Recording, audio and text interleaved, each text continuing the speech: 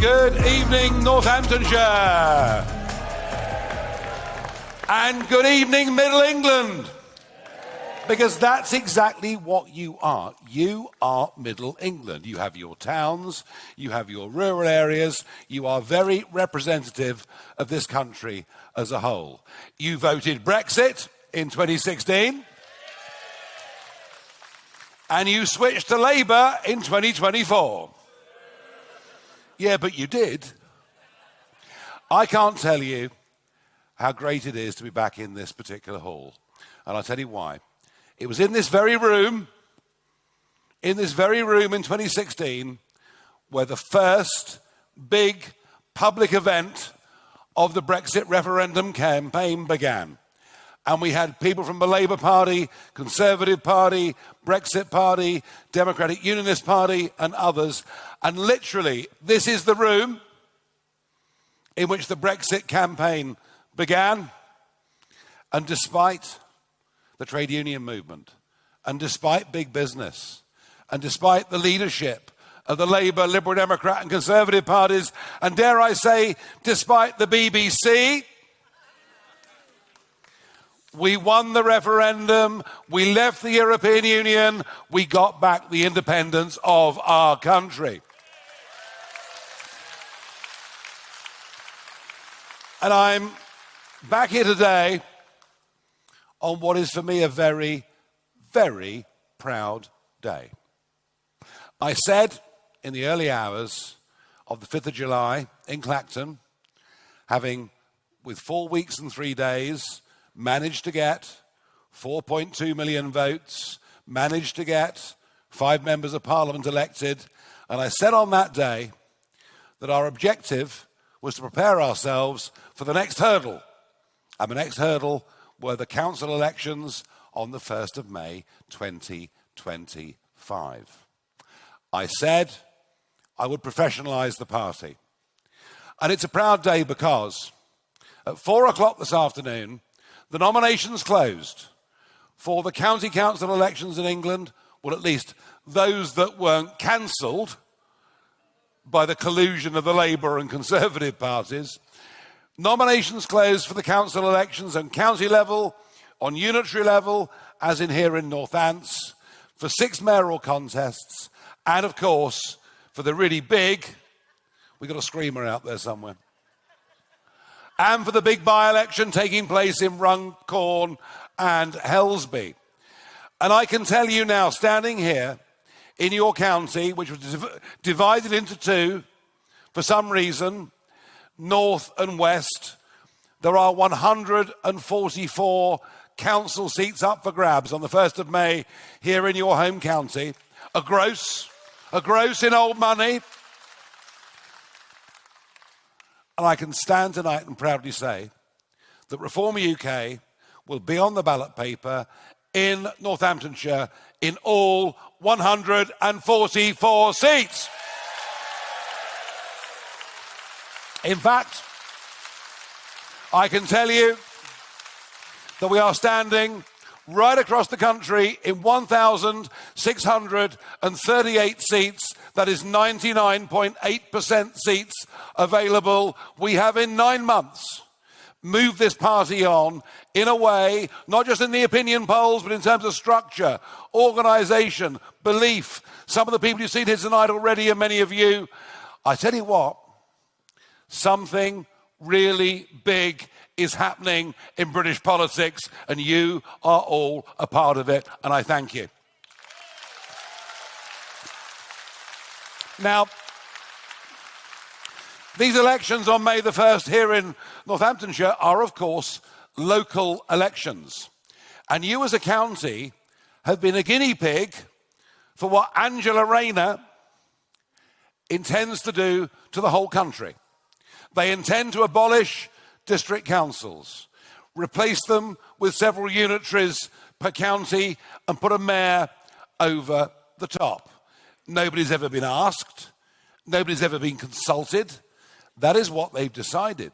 But you were a guinea pig, because in 2021, the identity of your county with its own council was broken up, as it was decided they should abolish all 7 district councils and give you Northamptonshire North and Northamptonshire West.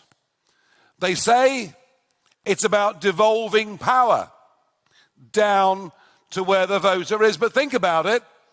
If your district council doesn't have responsibilities for your life, but it's put up to a unitary authority, you could argue that actually many powers were taken away from you. But the arguments were made, it would be cheaper, more efficient, better run, and benefit the voters and council taxpayers of the county of Northamptonshire. So it's fair and reasonable that just 4 years on, we have an audit to see how well they're serving you. I've got 1 or 2 numbers for you.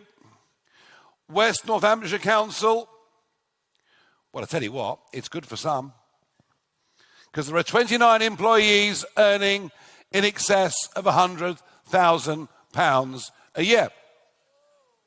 Now, that wouldn't matter, would it, if they were doing a good job? But are they doing a good job? Well, let me tell you, council tax has risen by 25% over the course of the last 5 years. And one of the arguments given for getting rid of your old county council was that they'd run the budget better. Let's have a look at the numbers. And we see that West Northamptonshire Council is in debt to the tune of £587 million, with debt interest payments alone of £65,000 a day. Just as a council taxpayer living in West Northamptonshire, just think about that. The interest alone on the debt they've accumulated is £65,000 a day. But maybe it's better in North.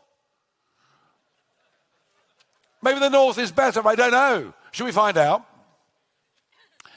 Again, council tax has risen by 25% in 5 years.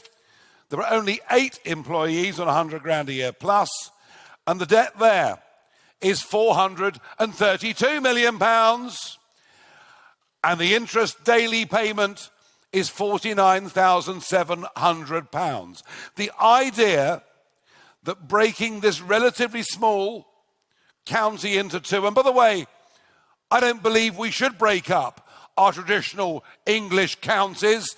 They deserve their own solid identity, and I believe that very, very strongly.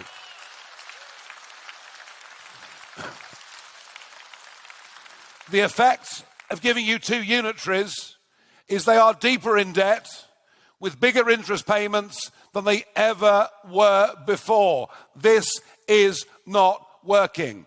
Local government in Northamptonshire is broken, and only reform can and will fix it.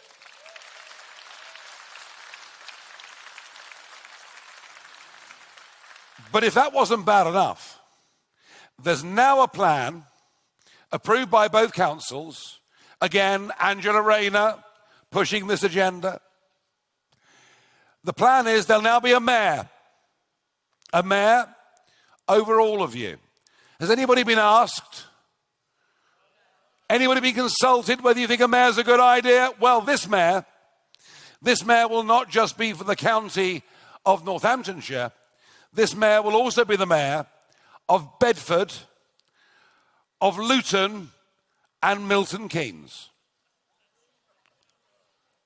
Folks, the whole thing is a complete and utter dog's dinner. It doesn't work at any level. It doesn't work at any level. It is a complete nonsense. And if Northamptonshire is the future of local government, frankly, I'd rather go back to county councils of the past, maintain county identity, get rid of the idea of a mayor that would represent more than one county, and let's get back to common sense. And I promise you that our elected representatives, when they get into this council, and believe me, we are going to win a lot of seats on May the 1st.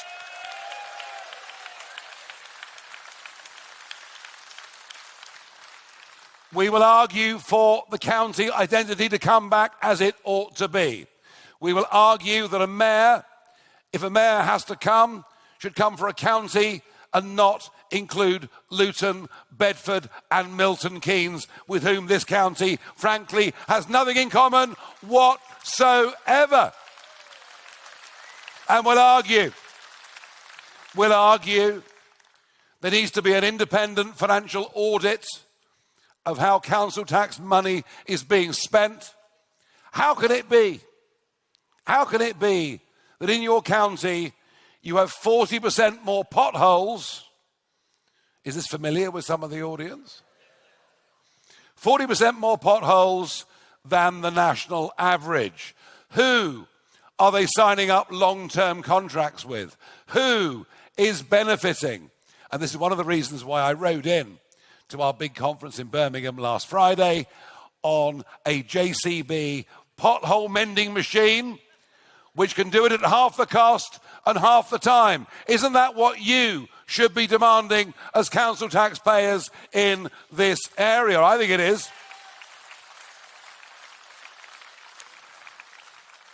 So there's much to do, but we cannot pretend that on May the 1st, everybody that goes out to vote will vote purely on local council issues. National politics will have a say in whether you turn out and how you vote. And national politics has an impact on the lives of every one of you. And I cannot think of one area that has more profoundly changed the way we live and our quality of life than the population explosion started by New Labour and then accelerated under 14 years of Conservative rule. A population increase of over 10 million people in the course of 20 years. You wonder why you can't get a GP appointment? Let me tell you that in the last 10 years alone, 7.2 million people born outside our country have registered with GPs. Just think about that. 7.2 million people more on GP registers is one of the major reasons why you simply can't get a GP contract. Think of house building going on in your county. Your population in this county rose from 2011 to 2021 by 14%. And nearly all of that directly a result of opening up the doors to the whole of the world and asking no questions. And by the way, we're in favour of people that come to Britain, work hard, obey the law, pay their taxes, and integrate with our communities. We've no problem with that. We never have had. We're a very, very open-minded people. But when you think of the last 3 million that came in to Britain to settle under the Conservatives from the greater world outside of Europe, of the last 3 million, only 22% are working. And guess what? You're paying for all the rest. It is making our roads busier.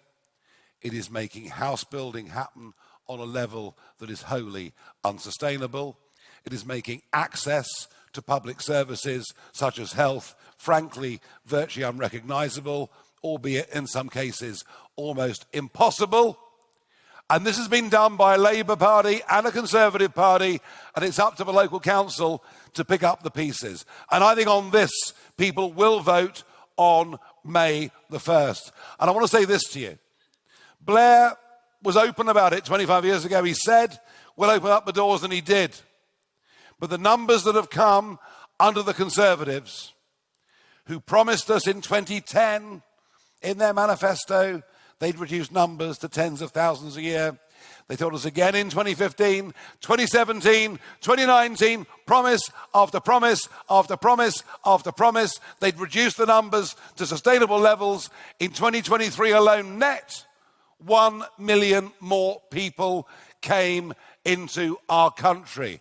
And I want to suggest to you, as you vote in these elections, where the Conservative Party have massive majorities in both West and Northamptonshire councils, I want to suggest to you that that betrayal of their promises is of such a scale that they should never, ever be forgiven for it.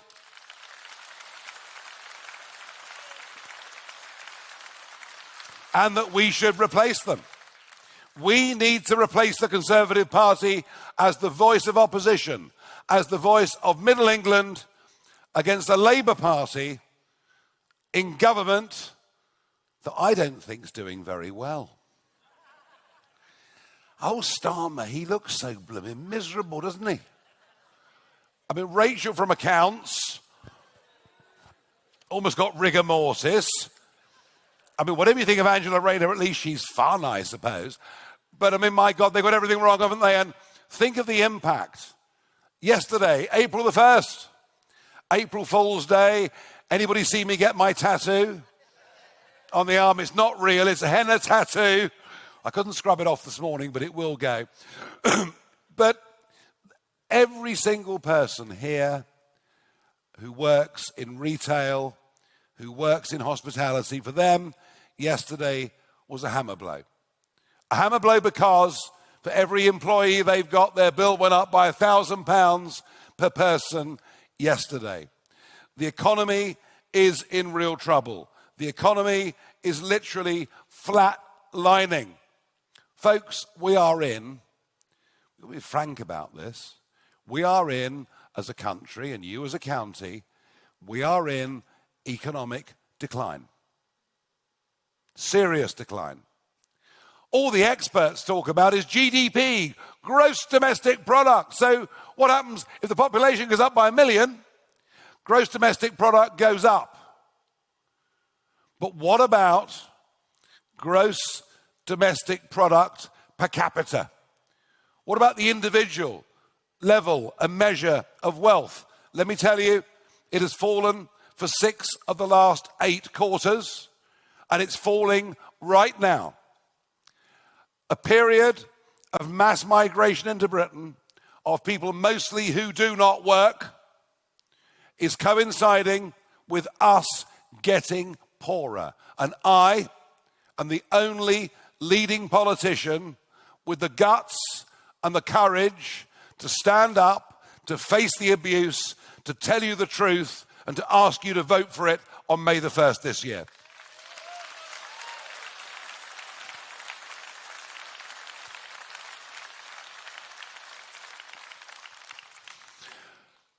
And again, there are many other impacts of national policy on local policy. Take Corby. Corby, the great steel town, which filled up with a lot of people from Scotland, of course, didn't it, famously? 10,000 jobs in steel at Corby just a couple of decades ago. Now, but a few hundred. But can that even survive? Scunthorpe, the last primary steel producing plant in our country. And both Richard Tice and I have said for years it will close. Why? Because we now have the most expensive commercial energy prices in the whole world. The more wind turbines we build, the more solar farms we build, we can con ourselves we're saving the world. What we're doing is giving everybody, including you as consumers, but I'm focusing for now, especially on business. Our energy prices for manufacturers are 5 times higher than the United States of America. We are deindustrializing, cement making gone, aluminium production totally gone, chemical production back to a very, very small core. The North Sea, overtaxed by the Conservatives and now being closed down by Red Ed Miliband. Oh, he really is awful, isn't he? I know. Don't worry, I'm in Doncaster on Monday. I'll be taking the fight to him there.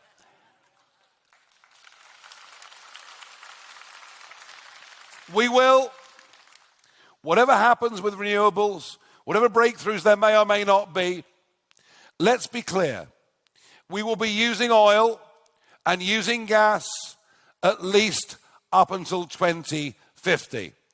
And this party argues, if we're going to use oil and gas, let's produce our own oil and gas and not import it from all around the world. And let's manufacture our own steel. Let's manufacture our own aluminium. Let's have our own refineries, our own cement makers. Let's re-industrialize Britain rather than exporting it to India and China. Let's do it. It's complete and utter madness what is going on.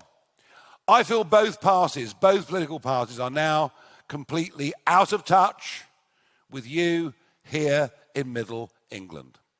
Most of this Labour Party are a bunch of human rights lawyers living in Islington and elsewhere with very different priorities to you. And the Conservative Party, which has historically represented this county at local and national level, now doesn't know what it is. You want to meet the MPs they've got left. I mean, half of them should be in the Lib Dems.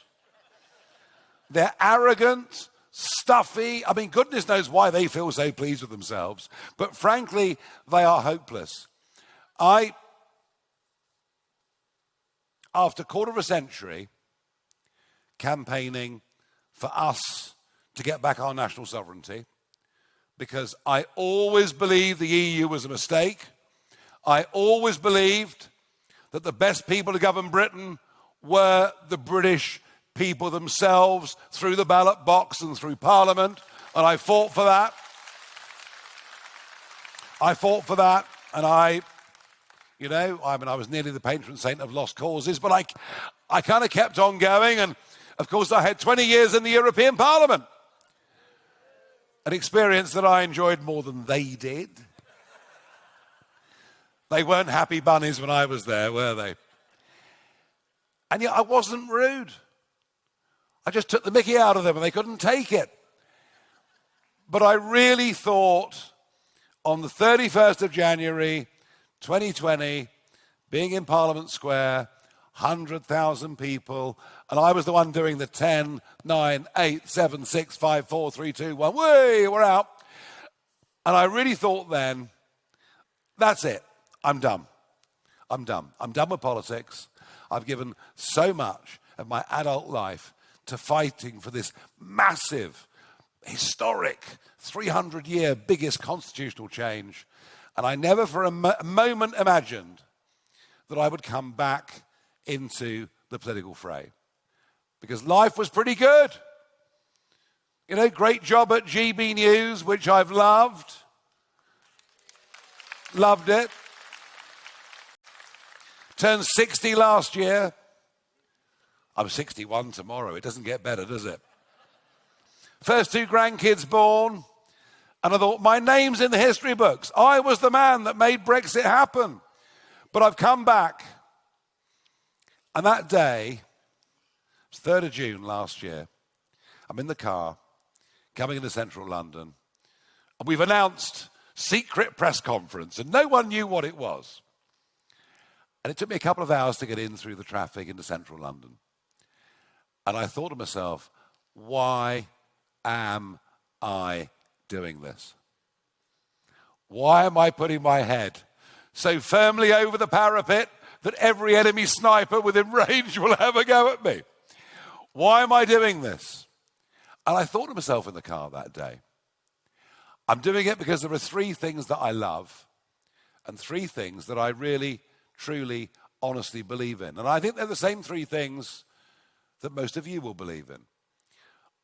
I think they're the same 3 things that the silent majority in this country who've not been given a voice, but boy, we in Reform UK intend to give them a voice. Those 3 things, all of which I believe are under attack and assault, are family, community and country. They're the things that I love. They're the things that I will fight for, and I invite you to do the same. And that's what matters. Been led by people happy to give away our sovereignty to Brussels or the World Health Organization or, frankly, anybody else. Led by people whose idea of diversity is to literally change many of our inner cities into places where you can barely even recognize them as being England. And our response to that is easy. We welcome people who legally come to Britain, who work hard, obey the law, pay their taxes, but recognize and integrate with our way of life and don't try and impose their way of life upon us.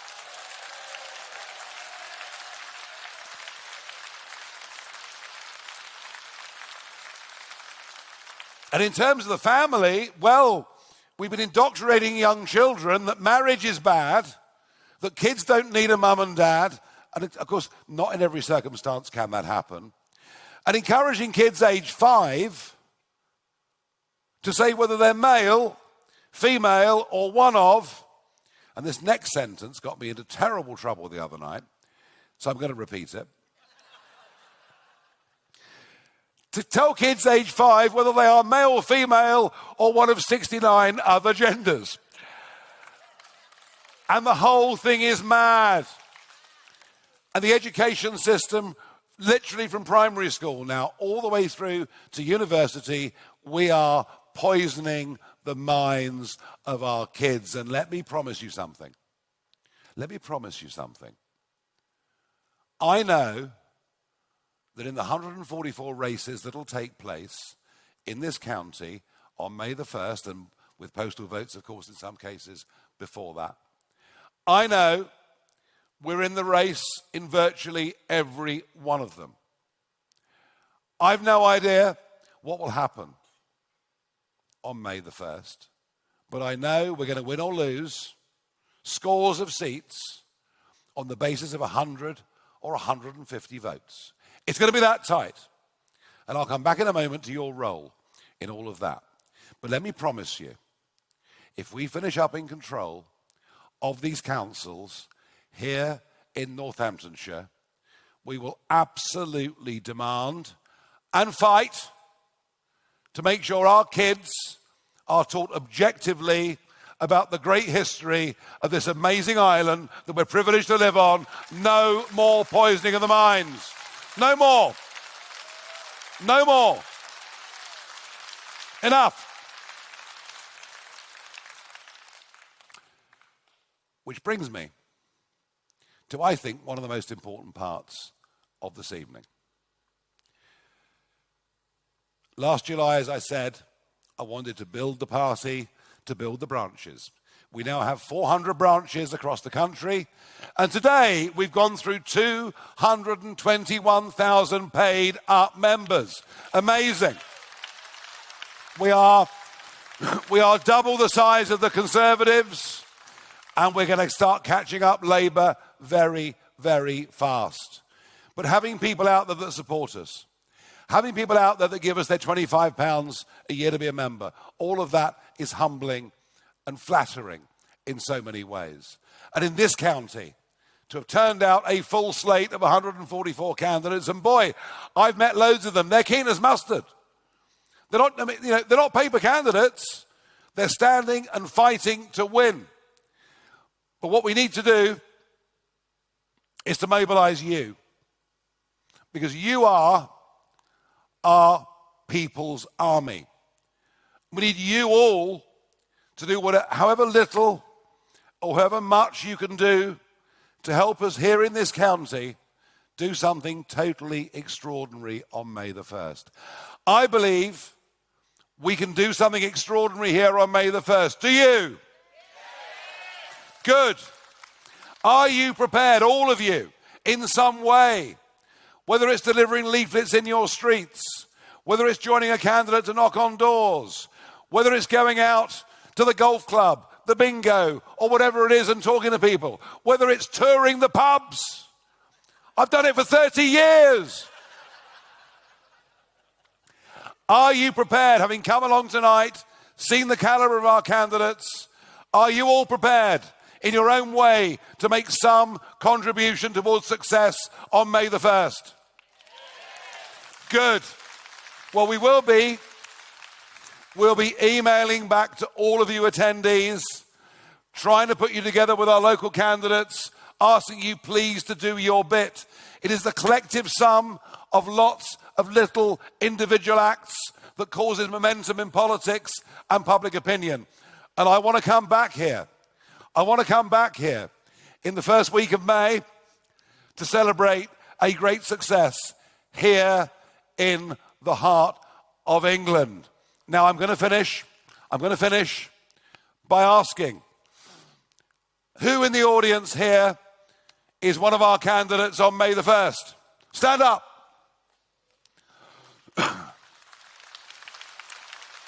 Well, I tell you what, I think you should all come and join me here on the stage to end the evening, so please come up. Please come up.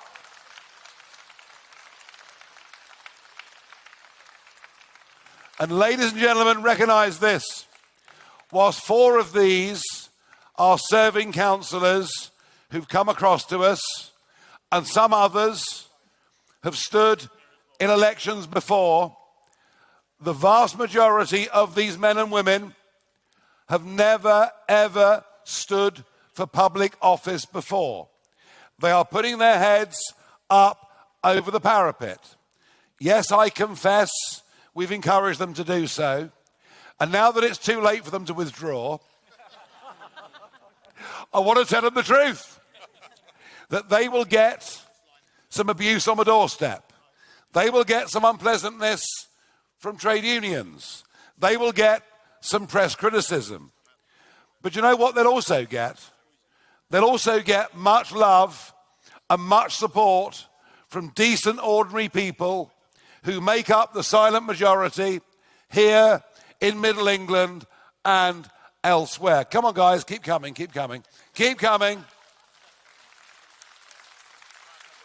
What did Michael Caine say in the film Zulu? There's thousands of them. It is my great honour, after 30 years in public life, campaigning as I did for Brexit, to say to you tonight that what happens on May the 1st here and elsewhere is the next big significant hurdle that we have to clear. If we clear this hurdle and clear it well, and clear a couple more, we will win the next general election.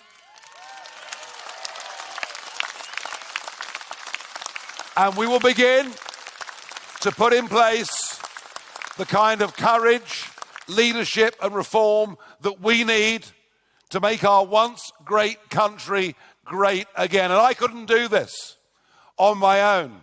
There's a lot I can do, but I can do it now with men and women like this that have come forward in your county. I am proud to be their leader. I've met many of them today. I know they're going out there and working their socks off. And if you come forward in large numbers, those of you that said yes, and help them in the individual wards, we are going to cause an earthquake in Middle England. Ladies and gentlemen, please give them all a cheer, and thank you for this evening. Thank you.